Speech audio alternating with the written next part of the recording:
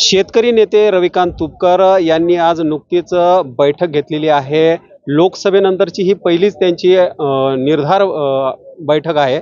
यामध्ये त्यांनी पुढच्या राजकीय भूमिका काय असणार आहे त्याबद्दल त्यांनी निर्णय घेतलेला आहे। तो आपण त्यांच्या तोंडूनच ऐकून घेऊया।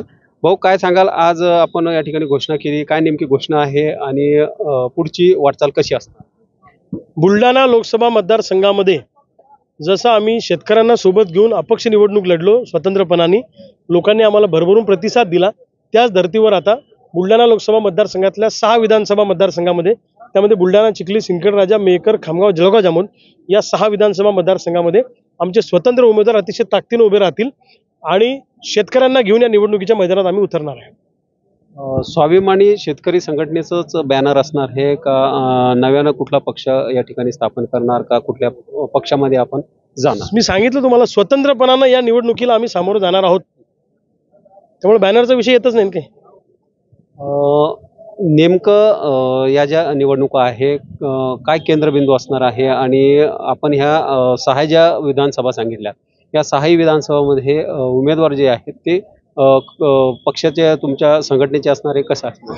नवीन लोकांना बघा, आतापर्यंत ज्या निवडणुका होतात त्या जातीवर, धर्मावर, पक्षावर होतात, वेगळेच मुद्दे निवडणुकांमध्ये समोर येतात, पण शेतकऱ्यांच्या भोवती केंद्रित असणारी निवडणूक कधीच होत नाही। आम्हाला महाराष्ट्राच्या विधानसभेची निवडणूक शेती प्रश्नावर केंद्रित करायची आहे। जो किसान की बात करेगा वही महाराष्ट्र में राज करेगा। शेतकऱ्यांना सोडून जर तुम्ही विधानसभेच्या निवडणुका लढवण्याची मनसुबा तुमचा असेल तर हे आम्ही चालू देणार नाही। आम्ही सगळे शेतकरी एका ठिकाणी येऊन आमचे उमेदवार उभे करणार आहोत।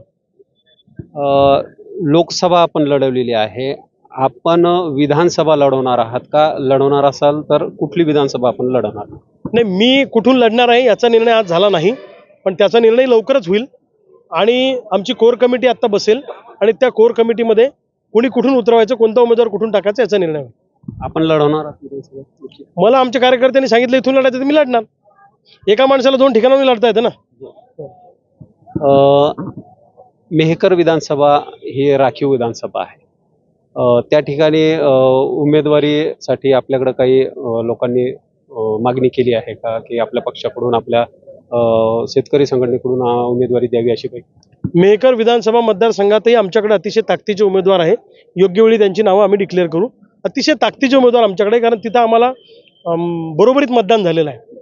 मेहकर विधानसभा मतदारसंघ हा प्रतापराव जाधवांचा मूळ त्यांचा हे आहे, गाव आहे, त्यांच्या बरोबरीत मतदान घेतलं आम्ही त्या ठिकाणी, त्यामुळे लोकांचा कल आमच्याकडे आहे। निश्चितच जिल्ह्यातील ज्या 6 विधानसभा आहेत त्या आपण लढवणार असल्याचा निर्धार जो आहे तो आज स्वाभिमानी शेतकरी संघटनेच्या या निर्धार बैठकीमध्ये घेण्यात आला आहे। दीपक मोरे, नवराष्ट्र, बुलढाणा।